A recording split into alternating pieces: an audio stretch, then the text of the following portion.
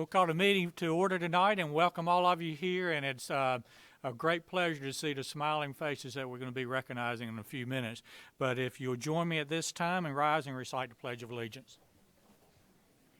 I pledge allegiance to the flag of the United States of America and to the republic for which it stands, one nation, under God, indivisible, with liberty and justice for all.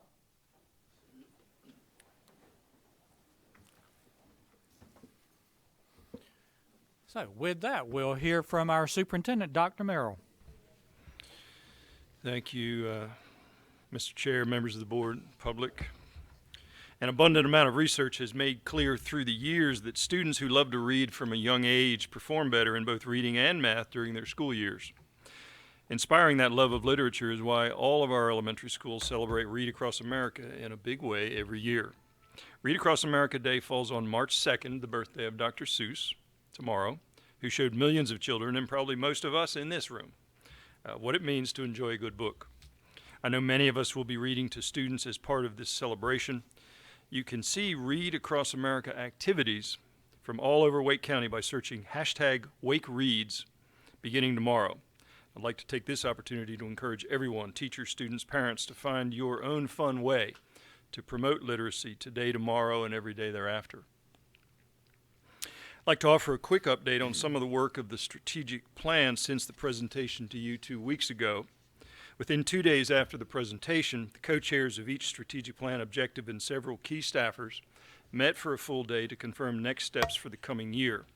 In addition to making sure the work of the groups are coordinated throughout the 5 objectives, the teams created a more detailed timeline for the next 18 months.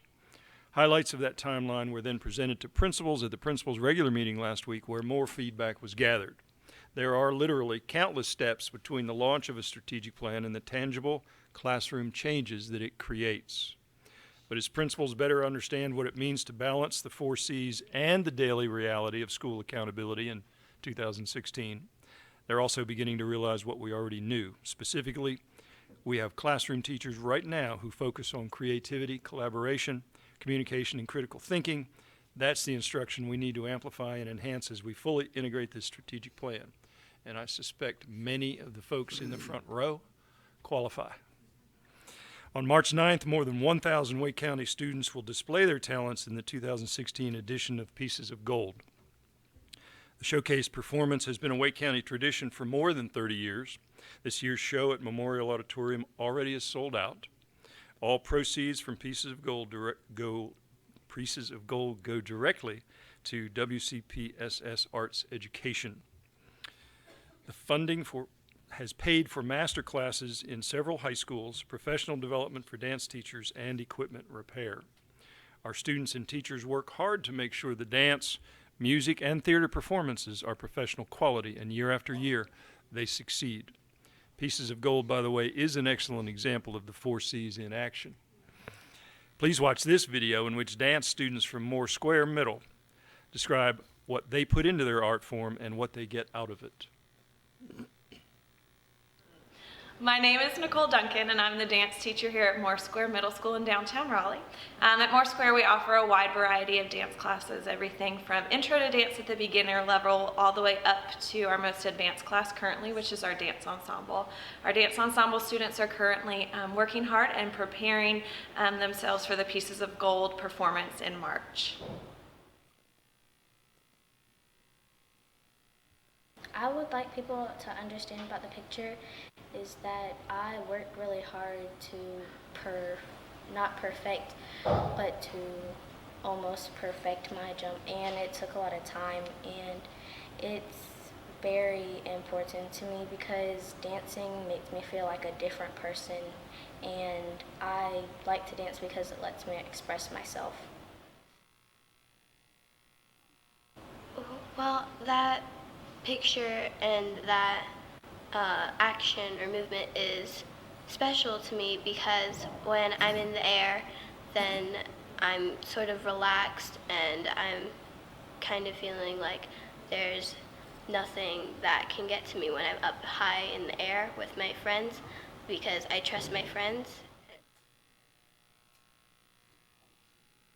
So in the picture, I am like pushing away something, but it's like taking my whole body and like all my effort and everything to push that thing away, and it's like a really big or heavy burden. And like when I think of it, I think of it more like mentally than physically, like pushing away like bad thoughts or stressful things that hold me down. As you can see, my dancers love what they do. They're excited, they feel empowered, they feel inspired by each other, by the movement, by the music. And this is a once-in-a-lifetime opportunity for them to perform on a big stage. Some of them haven't even seen the inside of a big stage space like that, let alone be able to perform on it. And I just feel like this opportunity is so very special to them, and they're willing to put in the hard work and the dedication and commitment to get there. As they describe, some of the movements just help them feel empowered, help them feel inspired, give them that freedom and that self-expression that they otherwise wouldn't get anywhere else. And I'm just so thankful for this opportunity. I'm so very proud of them, and we'll see you at Pieces of Gold. Thank you. I hope you will be able to attend this, and it's always an exciting time, not just for the students and parents and teachers, but for all of the community to see this. We've had two very important meetings over the last couple of weeks focused around how to ensure that all students in our school system are successful. And successful is measured by, in this particular way, our strategic goal of having 95% of our students graduating prepared for college or career and to be productive citizens. As we continue to look at data, we know that there are identifiable groups in our county that do not meet these goals. But we also know that over 96% of our students go to school every day and do the kinds of things that we want our students to do. And that is a very direct reflection on our teachers, our principals, our counselors, our office staffs, our bus drivers, our cafeteria workers, our custodians, and all who seek to make school a safe, orderly, and welcoming place for our students each and every day of the year. But we've got to look at the data, and this is data that we have been looking at since I first became a principal, before some of you were born, back in 1981. We've been talking about this and talking about this in many, many years. It's been a focus of Wake County Public Schools and of individual schools to focus on this data and try to do something about it. Wake County has had progress. And if you look at us compared to other urban districts in North Carolina and other parts of the nation, we're doing a pretty good job. But we think that we can be leaders statewide and nationally in reaching out and trying to connect students and families that for some reason are disconnected to become successful in school. Research after research shows that students and parents who are positively connected to their schools starting in pre-K have a much greater chance of being successful. In fact, there's data that shows that these students not only do better in school, but in a lot of other environmental factors and challenges, they do better. Their arrest records are lower, their teen birth rates are lower, their participation in drugs is lower. I mean, it's across the board. And so what we see in our schools is we are a microcosm of our society. And the issues that we've been talking about for our schools are issues in our overall society. And again, not just here in Raleigh and Wake County, but it's across our state and across our nation. So I want to thank our school people for the work that they do each and every day to try to make every day successful for all students, and to assure you that this board and your staff, central office staff, is committed to finding new tools and new ways and new resources to help us reach out with our community to be successful with some students that historically we just have not been as successful as we would like to be. Okay. Sorry, you usually start at the end. I'd be next today. Thank you very much.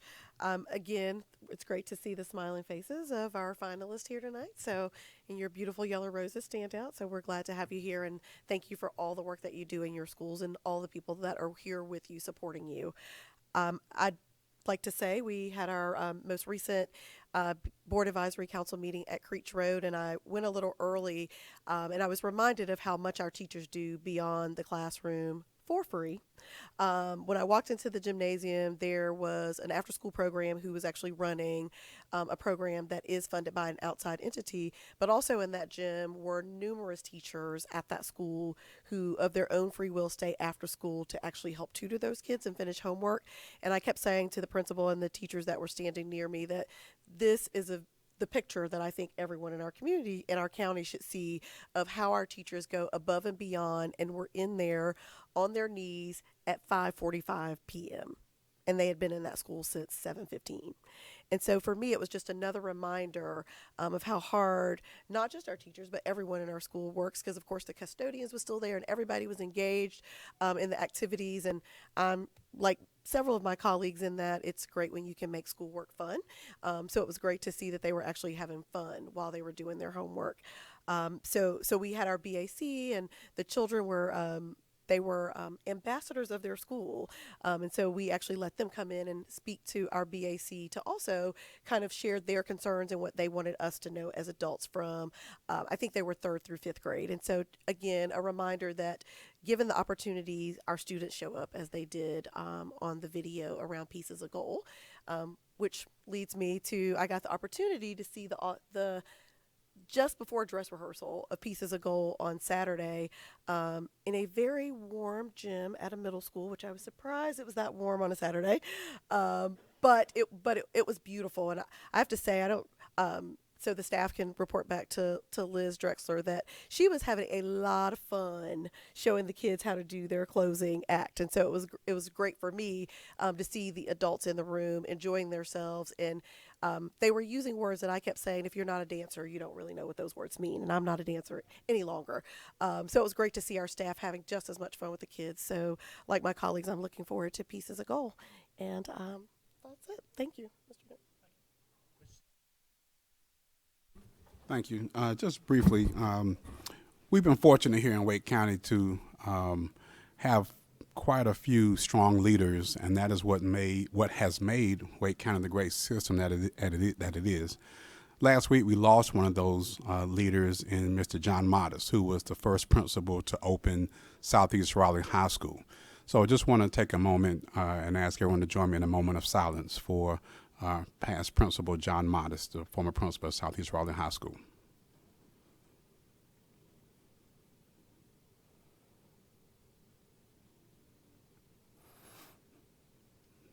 Thank you. That's it. Thank you. I hadn't initially planned to talk anything about the Pieces of Gold, but you gave me with the video and your comments a chance I can't resist. Love to hear the dancers talking about the critical thinking that they're engaged in. In my work as a professor and trying to, how best can I teach students, and also thinking about a lot of the work that I do teaching high school teachers, I continually try to figure out, learning strategies. How do we get at this creativity, this critical thinking?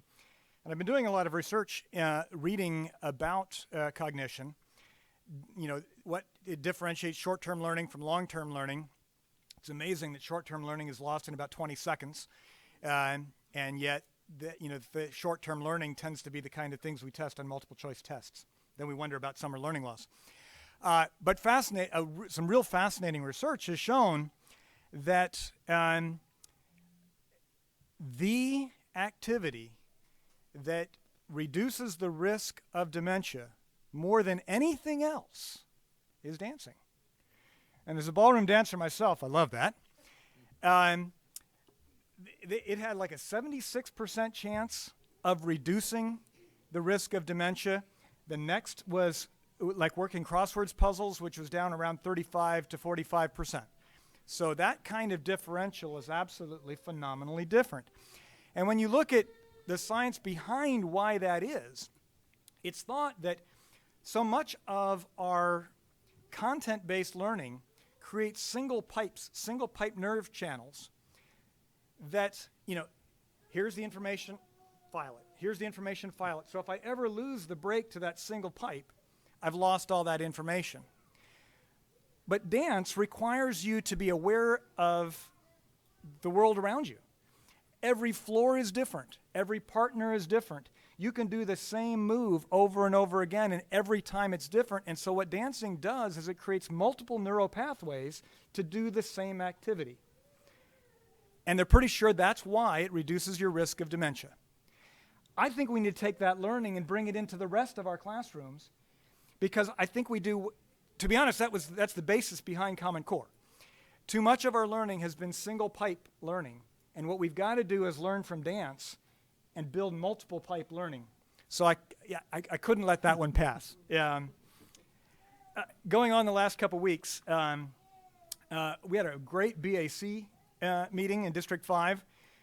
Bryn Elliott and Maurice Pettiford assembled a team of school counselors, assistant principals, central office people working on these issues to address the issue of substance abuse and prevention. Very insightful, and frankly, I would highly recommend that presentation come to the board. They did a fantastic job both presenting some of the data and listening to practitioners on the ground. What are the things they deal with day to day? One thing that struck a number of my parents in the meeting, when you looked at the numbers, it seems like we're making really good progress in things like alcohol and tobacco, but there's a noted aberration when it comes to marijuana use. So that suggests that we need to rethink some of our curricula. The other thing that seemed to be apparent in that is that, like other things we've noticed, we probably need to do a little bit more, give more attention at the middle school level, because that's where some of our problems seem to spike. Anyhow, thanks to Bren and Maurice and their team, a fantastic presentation, and like I said, I encourage it for the full board. I'd like to acknowledge the Trailblazers event that Mr. Sutton organized to recognize those folks who helped integrate the Wake County Public Schools years ago. Their work was monumental, and we need to continue to build on those efforts. Had the privilege to join Ms. Evans and Mr. Fletcher as the Apex Chamber of Commerce honored the Apex Teacher of the Year finalists. It's always a fantastic opportunity to reward and recognize that achievement. And finally, I'll note that I had a great time reading at Millbrook Elementary School, part of the Read Across America, but their program was Real Men Read. They invited dads and any variety of men to come in and read in the elementary schools. There was a great crowd from Lenovo, a shout out to them. A testament to the Millbrook Elementary teachers. I was in a first grade classroom, so after I got done reading with the kids, I always like to have some give and take exchange with them. And of course, I'm the big college professor at NC State, and we've got several Wolfpack fans, and we try to convert the rest of them. But these first graders were asking very insightful questions about getting ready to go to college. That is one of the goals of what we want to get kids to start thinking in those directions. And here's a testament that was happening.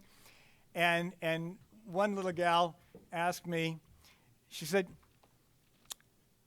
"As a professor, do you use charts and graphs?" Well, that told me that in her classroom, she's using charts and graphs, and she wanted to know how valid and useful that was.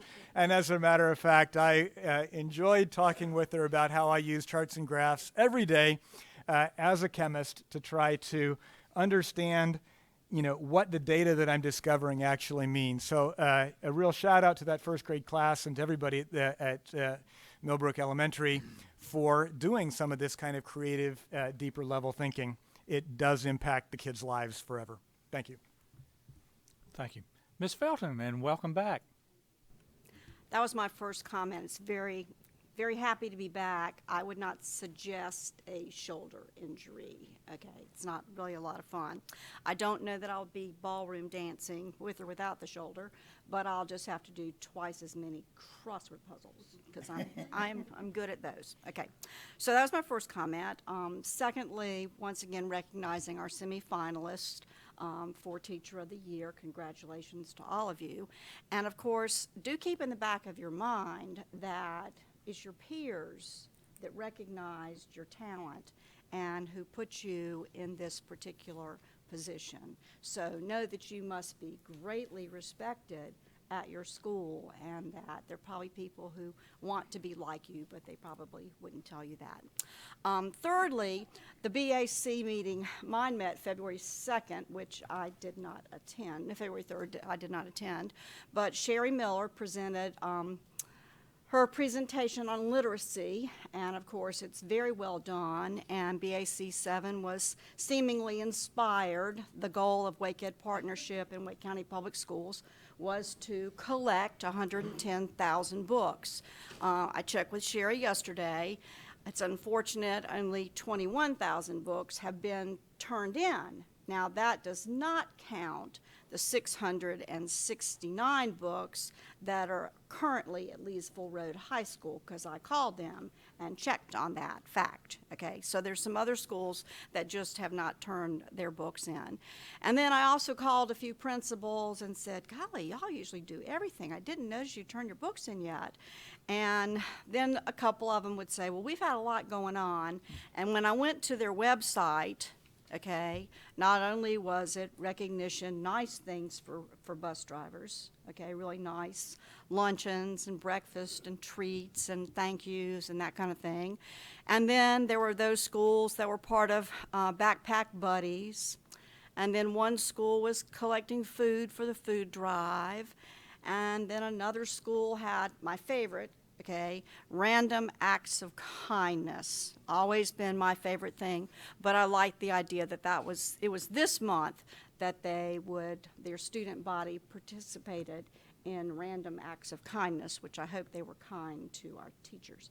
Okay, because that would be not a random act, but you know, sometimes their parents might push them along. But anyway, so it was a wonderful presentation. And of course the books, they're happy to have people turn in the books. It's a very important cause that they have to try to get books into the hands of students who might not have them at home in the summertime. And lastly, it is that time of year again for teacher working conditions. And you may or may not be aware, because you've been too busy with food drive and this and that it started March the 1st and will go on through March 26th. It is anonymous. It is your opportunity as a teacher to, to look at your school objectively and to think about school safety, to think about investment that, or how comfortable you are with your principal and coming to him or coming with him or her with problems or with challenges in the school, of looking at the cleanliness of the school. Cleanliness is really important in my opinion. A clean school means a lot. So all kinds of issues. You've probably all filled out those surveys before. And don't feel that it's for naught, that you're just, taking 25. It took me a long time to fill them out because I'd sit there and think about the thing, well, what do they mean by this? But at the same time, they take that data, and principals and then the school improvement team will look and see what is it that we need to do, that we think our school is not safe, okay? Teachers feel that they're not safe. So what is it that we can do as a faculty, as a staff, as a principal to ensure that not only our students feel safe, but our teachers do as well. So do take that opportunity to fill out that survey. And of course it is anonymous. And it used to be, where's Larry or Paulette? Used to be, or Cindy, those forms came through NCAE, is that correct? But that was just, I guess they thought, a way to handle the distribution. But what you do is you just hand people these random envelopes with numbers on them, and then that's how you complete your survey. So it is good to be back, and I didn't know that I'd ever say that, but it was really exciting to be at the work session today. So thank you very much for all of your kindness that you showed to me. Thank you, Ms. Felton. Mr. Hill? Thank you. I appreciate Ms. Felton mentioning teacher working conditions survey. It is an important tool that we do look at. I want to reinforce what the superintendent said about reading and Read Across America. I have the opportunity tomorrow to read at Durant Road Elementary and then Thursday at Wakefield Elementary, and I'm looking forward to that. And I also want to add my congratulations and thanks to our semifinalists for everything that you do, and let you know now that you are in this position, and I think it was referenced, you have the responsibility to be even a stronger role model than I'm sure you already are. So thank you for everything you do, and congratulations. Ms. Evans. Thank you. Well, I would just like to acknowledge that we've been fairly busy as a board over the last couple of weeks, and I want to thank our superintendent and his staff for the work that they guided us through. We had board planning retreats on February 20th and 22nd, and we, explored some heavy topics of various ways we might offer the most equitable opportunities to all of our students. And so I think we scratched the surface on some issues that we needed to talk about, and I just appreciate the preparation and the board members' serious participation in that. And then I certainly want to commend the staff for organizing the community forum that took place last night at Southeast Raleigh High School, where we engaged with many members of the public around disparities that we experience in the school system, both in achievement and discipline and other things. And we talked about, had a chance at individual tables with, as folks have already mentioned, law enforcement, other teachers, other faith community members, just other concerned citizens to participate in conversations and brainstorm ideas. So I think it was a great turnout, and just a good starting point for having a very important conversation. I too want to say I appreciate the Apex Chamber and the luncheon that they put on last week for not only the Teacher of the Year candidates in the Apex area, but the Teacher Assistants of the Year candidates in the Apex area. And they hosted all of those folks and their principals and several of us at a lovely luncheon, and take the opportunity to say thank you to all the Teacher of the Year candidates this year. And it is important to note that you're recognized by your peers as being the best in your building, and that means a lot. But we have a lot of great teachers in Wake County Public Schools, and we know that, but we thank you for what you do every day. Lastly, I appreciate Ms. Felton already giving this shout out, but I was going to raise up the Wake Up and Read book drive.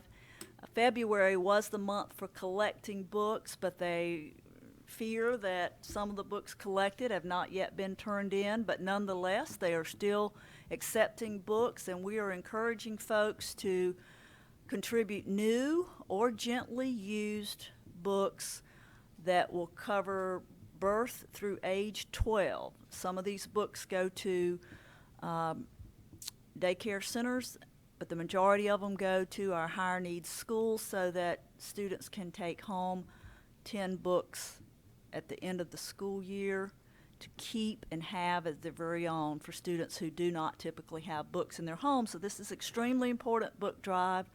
And the collection point this year is the former Sears location at Kerry Town Center. So if you have books you can contribute, please bring them to Kerry Town Center. Thanks. Thank you. Mr. Fletcher. My list kept growing as fellow board members were talking, and I want to start out by giving a shout out for this community meeting we had last night. Faith leaders, community leaders, black, white, Hispanic, police, school officials in a very cooperative and positive discussion about strategies that we might use, ideas that we might employ or consider to improve the academic performance of our children of color and particularly those in poverty, as well as to deal with the apparent disparate application of discipline in our schools and what strategies we might have to deal with that. A very respectful meeting, very well attended, and I think it speaks to the quality of the leadership we have in all different sectors of our community to come together and have honest conversation about some difficult topics. So very happy about that. Again, I appreciate the Apex Chamber inviting me to share in their celebration of great teachers and teacher assistants in the Apex schools. The Kerry Area Board Advisory Council will meet this coming Monday. We were snowed out. We're hoping we don't get snowed out again. It's supposed to thunder tonight, I think, so it's still winter. This coming Monday at 5:30 at Farmington Woods, and the topic is a day in the life of a school counselor, challenges, opportunities, and RAMP. You got to come to find out what RAMP is. We have seven great, and at least 3 of them are statewide decorated counselors in previous years. We have 7 counselors coming from all different school levels, from Zebulon to Salem Middle School and Davis Middle School, to take our BAC through a day in the life of a counselor. Okay, and looking forward to that to better inform our community. Let's see here. Congratulations to you folks. The reason we're here, we talk a lot, but we're really here because of what you do. So thank you for being here and for the recognition that you've received tonight. And then the last thing I want to talk about, I had the pleasure yesterday of going to the North County Museum of History to preview a new documentary on Julius Rosenwald. And you may not know that name. He was a peddler by trade, grew his peddler business to the point where he became a business partner and ultimately the president of Sears Roebuck. And as he was Jewish by birth, he recognized the challenges of the Jewish people in Europe in different stages. This is the early 1900s when he's building his empire in Sears Roebuck. And he believed it was important to him to save 1/3, spend 1/3, and give away 1/3 of his income. And that 1/3 of his income, he chose to invest most heavily in helping our black American citizens in this early part of the 19th century. His funding helped to found 27 different black YMCAs across the country. It also helped to create and build more than 5,000 schools to serve African American children across our country. And we had several of those in Wake County. I think there were 811 in North Carolina to serve the African American communities. The thing about Mr. Rosenwald was he wanted no recognition, but he wanted to do good. And I think that's a model for us all to attempt to emulate as we choose what kind of service we're going to provide to our community. So thank you. Thank you. Ms. Kushner. Thank you, Mr. Benton. I was grateful for this spring-like day today. It was hard to come to work session. Tomorrow I will be celebrating Read Across America at Fuquay-Varina Middle School, which was kind enough to invite me. And their theme is grit and resilience, which I think is a great theme to have. And also keeping the reading one to echo the support for Wake Up and Read. I think they are taking books through March 12th at Kerry Town Center, so if folks can take books out to Kerry Town Center for our students.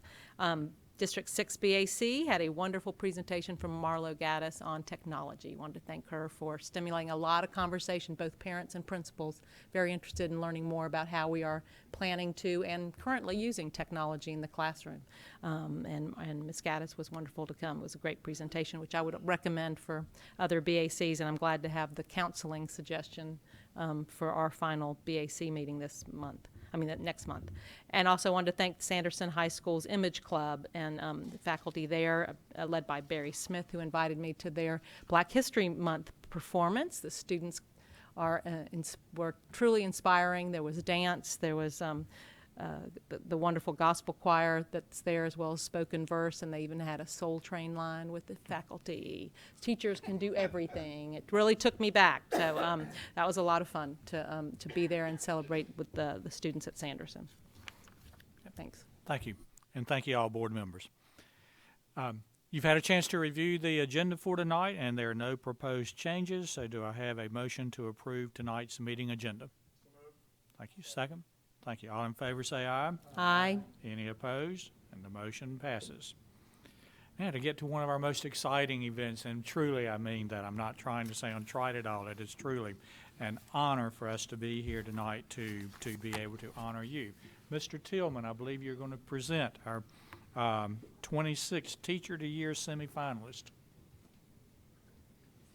Yes, sir. Thank you, Mr. Benton, board members, and Dr. Merrill. It is my pleasure to bring to you tonight the 26 semi-finalists for the Wake County Teacher of the Year.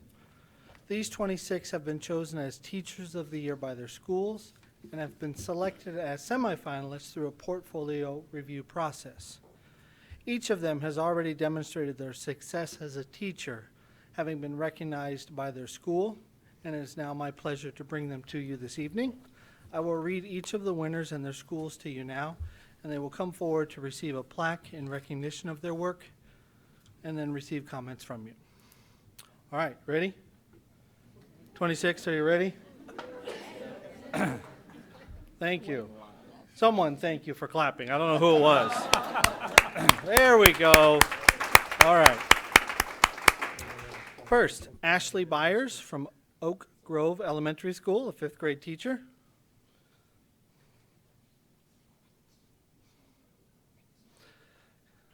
Kelly Fink, East Wake Middle School, a science teacher.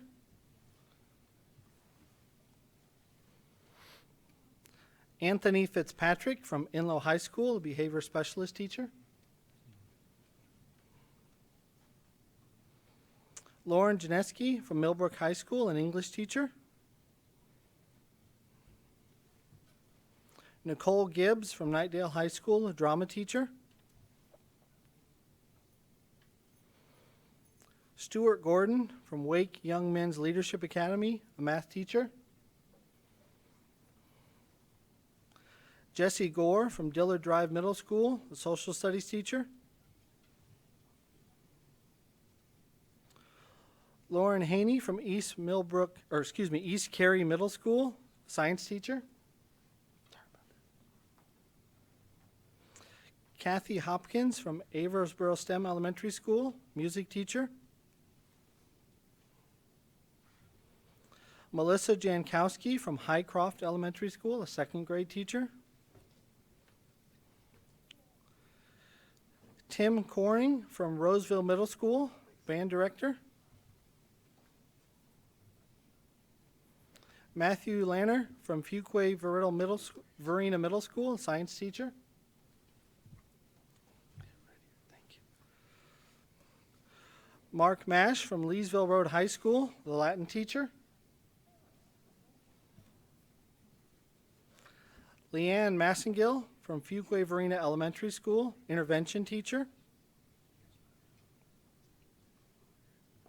You have to get closer to me, yeah. It's painful, I know. Miles McLeod, an English teacher from Heritage High School. Laura Murphy from Yates Mill Elementary School, 5th grade teacher.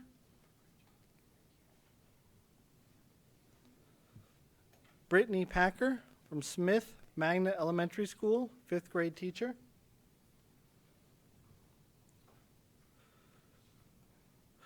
Susan Piner from Wake Early College, the Spanish teacher. Gretchen Ross, Wiley Elementary School, 5th grade teacher. Megan Shank from Sycamore Creek Elementary School, 5th grade teacher. Elizabeth Shaver from Holly Springs High School, social studies teacher. Linda Smith from Wakefield Elementary School, technology teacher.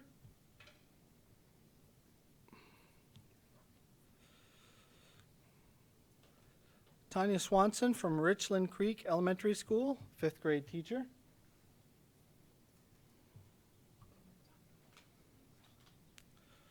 Lori Torrenson from Panther Creek High School, a Spanish teacher. Jennifer Timken from Hunter Elementary School, second grade teacher. And Kim Zoigner from Kingswood Elementary School, also a 5th grade teacher.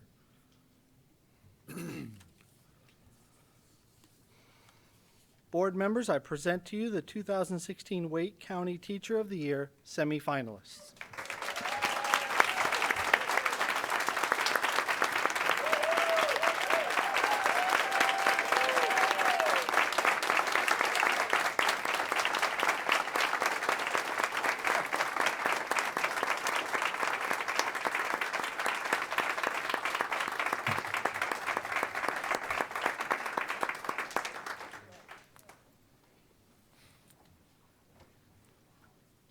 Thank you, Mr. Tillman.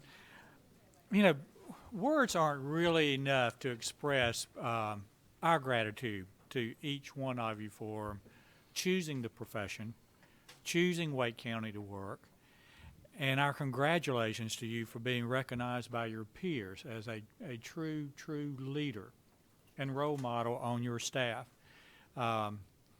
Being a former principal, I can tell you that each year the teacher of the year selected would always come to me and say, Tom, I don't really deserve this. There's so many other good teachers here.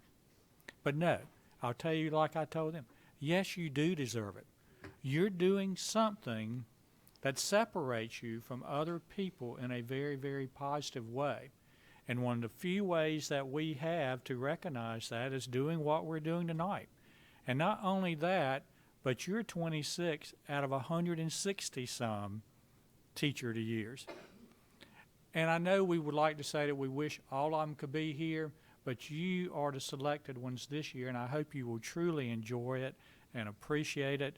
And again, there are no words that we can really say that truly demonstrates the gratitude that we have for your work here. I do want to make one other comment. I don't know if anybody else was counting or if it's just me doing my crazy things, but I was amazed at the way you're spread across our curriculums. There are 3 science teachers, 2 English teachers, a drama teacher, 2 intervention teachers, a math teacher, 8 5th grade teachers. Being a former middle school principal, I know that some middle schools are really glad to hear that. 2 social studies, a music, 2 second grade, a band, a Latin, 2 Spanish, and technology. I'm sure we've left out some area, but man, just the spread of that is truly amazing. So once again, thank you and good luck as you move through the rest of the process, and we'll see you at the Teacher of the Year banquet coming up before too long. Thank you again.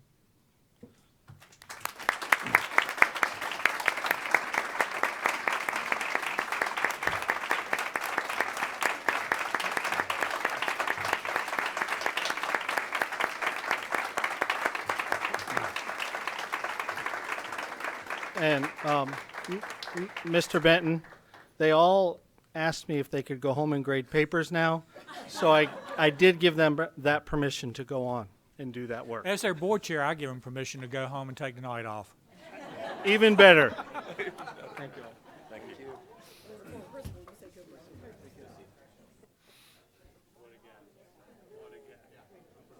Do I? As Monica said, but as their press was to go home and grade the papers. Exactly. Return those parent emails. That makes it like go by a little bit smoother.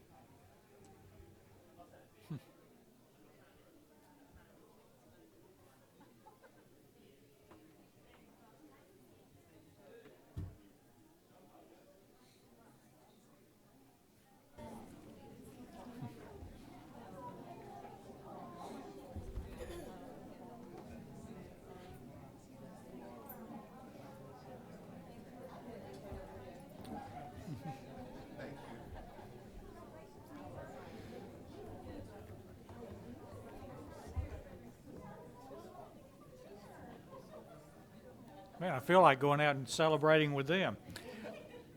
Thank you all for sticking around. You got to hear our comments, and now we get to hear your comments. So, Larry Nellis.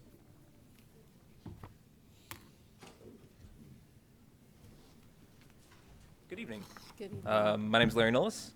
I'm the, I made a joke earlier, outgoing president of Wake NCAE. 2 years ago, almost to the day, this school board joined more than 50 others from across the state by passing a resolution in opposition to the General Assembly's divisive 25% contracts. We mostly won the fight to kill that scheme, but attacks on our public schools have continued. I'm here tonight to ask you to once again take public positions in response to actions by the General Assembly. Some of my colleagues will say more about specific proposals. In short, though, we're asking you to stand up for the schools our students deserve by supporting increased per-pupil expenditures and free speech protections for educators, and opposing the A through F school grading sham, the proposed Achievement School District, and North Carolina's private school voucher program. That voucher program, about which we learned a little bit more today thanks to Lindsay Wagner of NC Policy Watch, has taken approximately $10 million from our public school coffers and sent those funds to unaccountable and sometimes apparently barely legitimate private schools, which are perfectly welcome to discriminate based on whatever criteria they see fit. Funding for this program, which robs already starved public schools of additional funds, is slated to double next year. Your public opposition to the program and its expansion would help to educate the public and rally supporters of North Carolina's public schools. Our call for action by this board is part of a statewide campaign to rally public support for public schools ahead of the 2016 short legislative session. Just last week, the Burke County Public Board of Education passed a resolution in support of increased per-pupil expenditures and the reinstatement of ADM funding. Tonight, we're asking you to stand up for the schools our students deserve and to add your voices and your support to this campaign. Thank you. Thank you. Wendy Kaufman.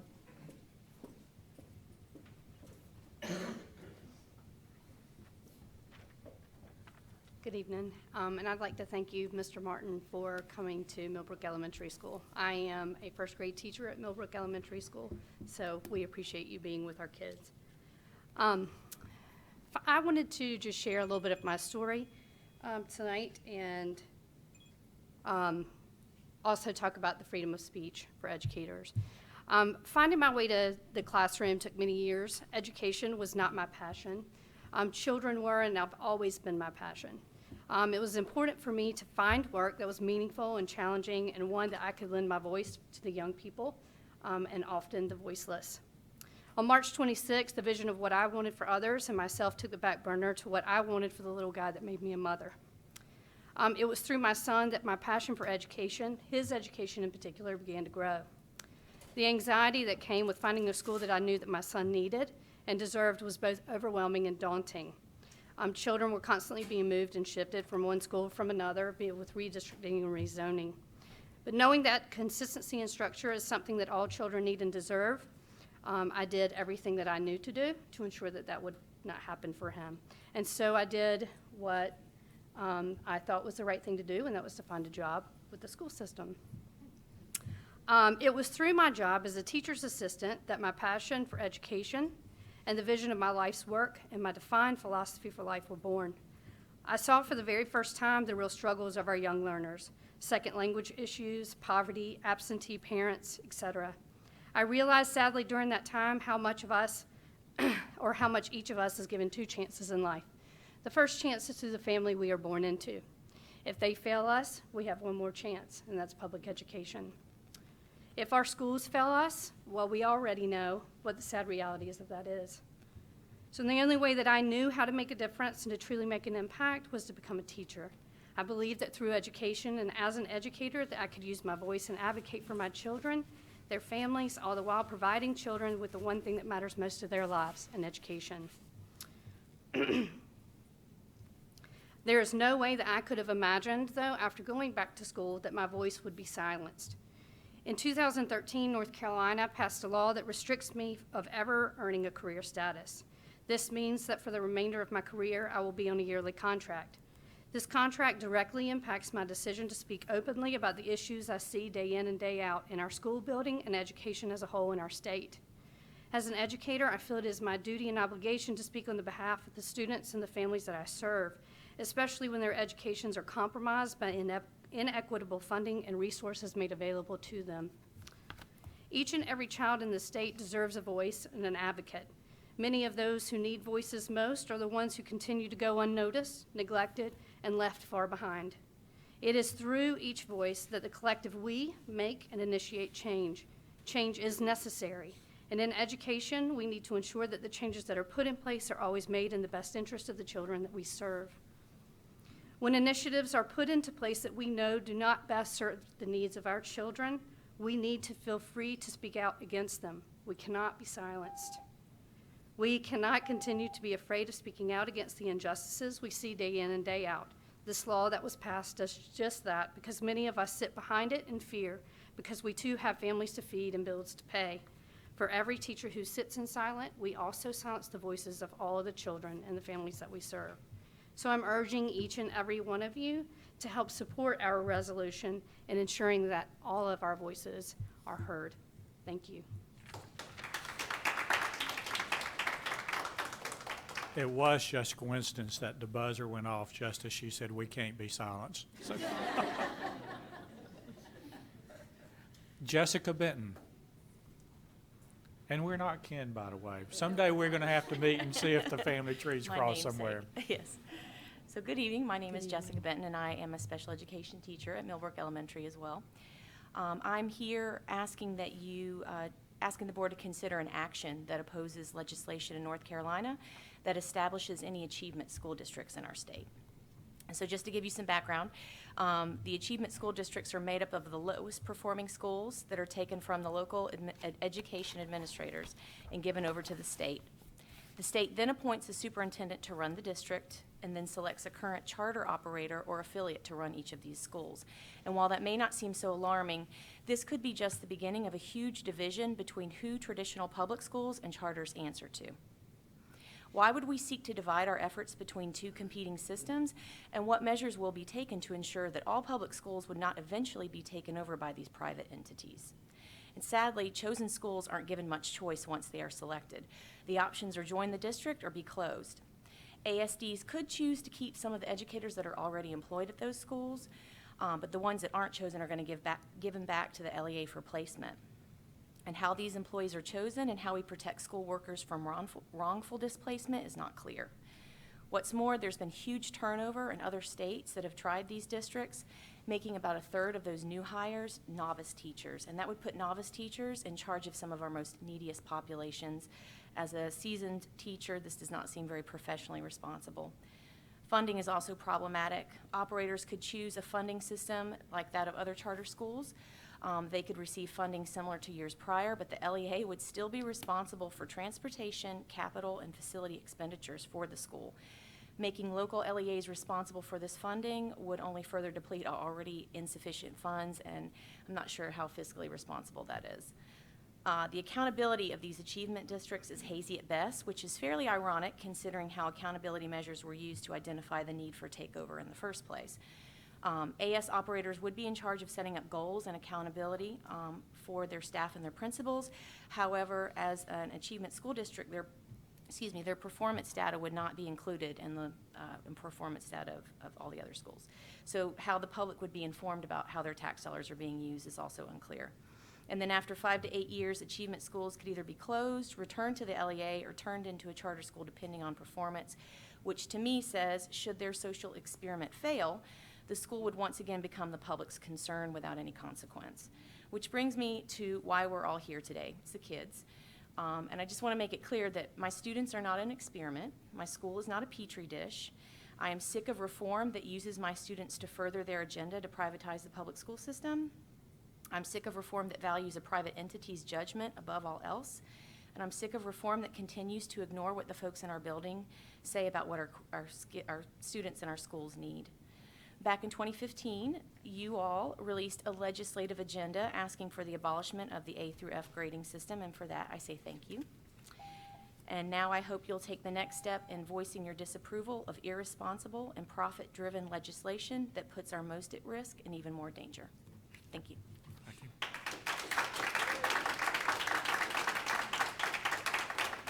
Kristen Beller. Good evening. My name is Kristen Beller. I'm also a teacher at Millbrook Elementary and a proud member of Wake NCAE. We've all heard the saying, don't tell me what you value, show me your budget and I'll tell you what you value. Respected board members and Dr. Merrill, I'm proud to say that your budget shows how much you value our students and their learning. Unfortunately, the same cannot be said about our state. During the 2008-2009 school year, North Carolina educated over 1.4 million students through the public school system. Dedicating about $5,900 per student put us right in the middle of the nation for state funding for public schools. Today in 2016, we educate 61,000 more students, but we actually spend $152 less per student than we did 8 years ago. Our legislators swear up and down that they're putting more money into our education system, and while the total amount may have gone up slightly, it has clearly not kept up with our student population growth. And being a teacher in the public school system, the fact that they can't divide the total budget by the student population, to see that is insulting. We have 5th and 6th graders in Wake County who are probably very pleased to show them how to do that division and can show them more than one method as well. But no matter the method for solving, the fact is our students are being valued less each year by the General Assembly. And there may be members of our community that don't completely understand what per pupil expenditure means or why it's so important to us. Most people do know that we need money for textbooks, technology, and teacher assistants. And I'm hoping that after tonight, what folks really understand is that our state's per pupil expenditure directly impacts our Wake County Schools budget. That the amount of money the state gives Wake County for each student, it directly affects how many teachers are in, and teacher assistants are in each school. It directly impacts how many students are in each classroom and what kind of services each school can reasonably provide. Per pupil funding is everything. And when our country and when our county and our schools are given less funding per student than 8 years ago, we need to make it clear that this is not acceptable. Our Wake delegation cannot tell our county that they have to keep finding ways to supplement state funding because Hyde County can't do that and Robeson County can't do that. In fact, very few counties in North Carolina can supplement the reduction in state funding the way Wake has. Our students deserve to be valued by the state, and that should be reflected in their budget. Our school district should not have to take a scalpel to the budget to find new ways to do more with less, nor should any other school district. If there's money to fund vouchers to private schools, then there's money to fund the schools that our students deserve. I encourage you to join school boards from across the state and take an action that supports increased per pupil spending. Our school board and our superintendent have fearlessly set out to acquire funding and support for our students when less than enough was provided by the state. Our community, the citizens of Wake County, and our county commissioners have been courageous in their local funding increases to support our public schools. But taking action is about more than just our district. Your action would show that we acknowledge the fact that most counties do not have the opportunity to invest in public education the way we have. This would say to the rest of the state that Wake County believes and supports the public schools our students deserve for every child in North Carolina. And let's be honest, writing a budget would be a lot easier with a pen than a scalpel.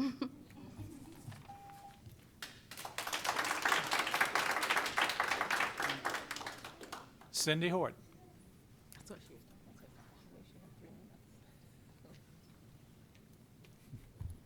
Good evening, school board members, and you're more than members, you're friends, Dr. Merrill and audience participants. My name is Cindy Hoyt. I'm a special educator at Wake Young Women's Leadership Academy and an NCAE member. I rise to address the proposed resolution, Freedom of Speech for All Educators. If our strategic plan is to provide Wake County students with a relevant and engaging education, which will graduate 95% of our students and help them become collaborative and critical thinkers, then it is essential to keep those communication lines open with all educators. We are the first line of defense. We're the boots on the ground of public education. We help bridge the connection gap by recognizing and identifying obstacles, injustices, and areas of need when it comes to our schools, our students, and our communities. We get involved because it's our professional and personal responsibility. In order to work as a team, you, I, and all stakeholders need to encourage open and honest communication without the fear of retribution or retaliation. As a mentor, I see and hear fear coming from our experienced and our beginning teachers. Fear leads to frustration, frustration creates anger, and worse yet, apathy. Since creativity, collaboration, critical thinking requires action and not indifference, it is imperative that we listen to what is and isn't working and strive to attain a collaborative relationship with all educators. These patterns reflect our ability to retain highly qualified educators, and it ultimately always gets back to an increase in student growth and progress. So I say freedom. I say freedom of speech to all educators. Thank you for helping our students. Good evening.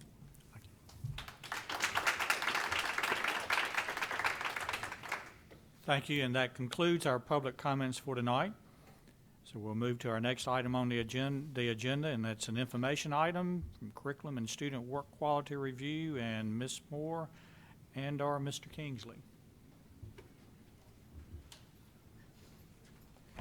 Good evening, Board Chair Benton, Vice Chair Johnson-Hostler, fellow board members, and Superintendent Merrill. I'm honored to be bringing this informational item today to really honor not just the 26 teachers that were here today and those that just spoke, but all of the others that are home lesson planning right now, trying to figure out what their next week of life looks like in instruction. The Office of Academics would like to conduct a quality review of our school district's curriculum, our instructional resources and programs for both ELA, which is English Language Arts and Mathematics, as well as a deep analysis of our student work. It's been almost a decade since this system has had a comprehensive review of its curriculum that was conducted in 2007 by Phi Delta Kappa International.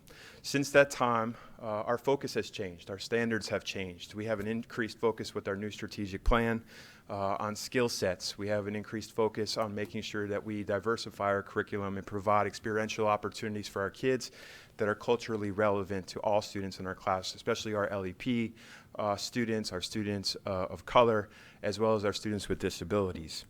As a result of that, we would like to be bringing forth at the next board meeting, an opportunity to take a look at what that looks like in our system.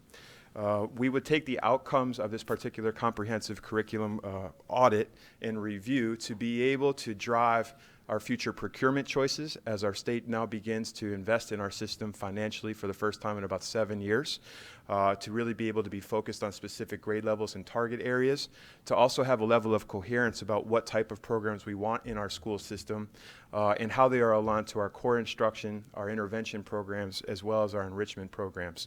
We also want to leverage the opportunity to take and honor the work of our 10,000 teachers to empower them and connect them using our digital tools across the system to help empower them to create curriculum for us. We don't believe that the Office of Academics are the only people creating high-quality instructional materials in our system, and we want to really make sure that we're leveraging the findings of this quality review to connect our teachers and be able to have a really distinct and laser focus moving forward with how we align our strategic plan work to providing all of our teachers on our system the tools that are necessary to meet each student's needs individually. At this time, if you have any questions that you would like to pose, I'd be happy to try to answer them. Yes, sir. Just looking at the costs, have we obtained quotes or what have you already, or do we have a sense of? I'm just looking at the scope of the work that would be done, and $175,000 seems a little bit low, but of course I have no idea what that would cost. So can you give me a little bit of, I guess, some? Yeah, we have identified resources within the Office of Academics to pay for this particular quality review. Secondly, the bid had gone out to the marketplace approximately 2 weeks ago. We have had 3 different national organizations respond to that bid. We are in the process right now of analyzing each of those bids, as well as contacting references to make sure that their work that they have conducted across the country in this field aligns to the needs of our system and our strategic plan. Not that we got a boatload of money to spend, but that just strikes a little bit low. But yeah, understood. Not a problem. And maybe I missed it, but what's the time frame? When would they be here, and when would we get a report? We want to start to begin this work and get them out into the field as soon as possible. So we're looking at bringing a recommendation to the board at your very next meeting with the goal of having their key findings be brought back to our school system by the close of this school year, so we can use our summer to be able to start driving that change and using their recommendations to make sure we have a successful kickoff of the next school year. Ms. Kushner. Thank you for bringing this to us, You're welcome. Mr. Kingsley. I was going to ask about the specific, a narrow set, we'll be looking at a narrow set of schools, and can you tell me a bit more about, so is it 20 plus? And we've already conducted this audit at Hodge Road and Knightdale Elementary in Eastway. Can you explain a bit of that to us? Thank you. Absolutely. So we're looking at identifying 20 plus schools that really represent the diversity of our school system in various ways. One would be by level. This is a K through 12 quality review with a narrow focus on English language arts as well as mathematics. We would be looking at the geography of our system. We would be looking at urban, suburban, rural schools to make sure that not only the access to programs and resources, this is not just about our CMAP curriculum. This is also about the programs that both at the system level and at the school level we have procured to help drive instruction in ELA and mathematics. There is various revenue streams that are procuring resources in our system, and when we speak to our school leaders here today, as well as our principals, operationalizing all of those and understanding how they all align to core instruction and what are aligned to intervention, what align to enrichment, we really need to build upon the coherence in our system and provide a more narrow menu that we all have confidence in, and we also use that menu to provide equity in our system so our most neediest students have access to the same resources that all other schools have as well. You're welcome. Mr. Fletcher. Glad to see it. Look forward to approving it. Thank you, sir. Okay. Additional questions, comments? I want to also commend you all for including in this report feedback on teacher voice on curriculum, state standards, system support, and school realities, because that's something that we often talk about, is that, okay, how are our teachers receiving this information and accepting it? So thanks for including that.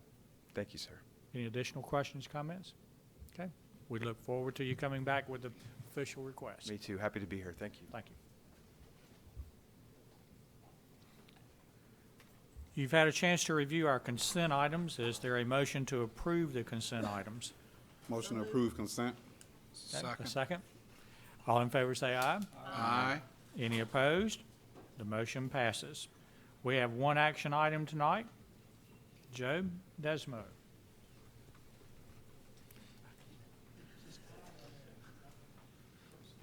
Joe, my apologies. I can never pronounce your last name. No problem. It's a lot better than a lot of things I've heard over the And then I can't find years. you on email because you're not Joe on email. So. All right, tonight we have a request for your approval to terminate a contract on a partial roof replacement over the gymnasium roof at Fuquay-Varina High School. Fuquay-Varina High School is anticipated to undergo a major renovation in the next building program, and a recent design narrative has identified the gymnasium building to be demolished. Therefore, it would be best to maintain the existing roofing until the major renovation project begins. In fact, some recent minor repairs and stuff that have been done on the roof itself have been successful in keeping leaks out of that building, especially after this last big rainstorm we had and wind. We didn't have any leaks at the roof for the gym. The work never began, and there is no cost associated with this termination. The contract was for $196,000, and board approval was requested. So move. Second? Second. Are there questions or comments? Yes, So can so do we have a plan? I mean, you mentioned to me that the leaks are now taken care of, and from the last rain we were fine, but do we have a plan if those leaks do show up again? Actually, we do. We have identified another smaller workaround in which we would put another layer coating over top of the roof if we start to see some more leaks. Be a lot less cost for that one. Anybody else? Ms. Evans? I'd just like to sort of think back on that. Make sure that we're ready to be nimble and responsive You know, I do agree that it probably doesn't make sense to take on a full replacement of the roof under the circumstances, but there have been significant issues, and you know, I guess for now I'm happy to approve this, but the timeline for which this renovation will actually be done is still unknown due to funding that has not yet been appropriated. So I just would like to reserve the right that, you know, if the issues resurface and there isn't an easy quick fix, that we may have to reconsider. So, but I'm glad to hear that for now it appears that we have everything under control. So thanks.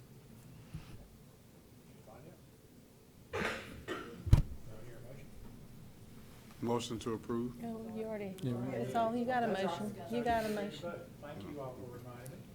All those in favor say aye. Aye. Aye. Any opposed? Motion passes. Thank you, Mr. Desirable. Oh, good. There you go. Do I hear a motion to move into closed session? Mr. Sutton. Motion go into closed session to consider confidential personnel information protected under GS 143-318, 11.11, A1, A3, and A6, and 115C-319, and to consult with an attorney employed or retained by the board in order to preserve the attorney-client privilege as provided in GS 143-318.11, A3. Is there a second? Second. All in favor say aye. Aye. Any opposed likewise? Motion passes. We will now go into closed session.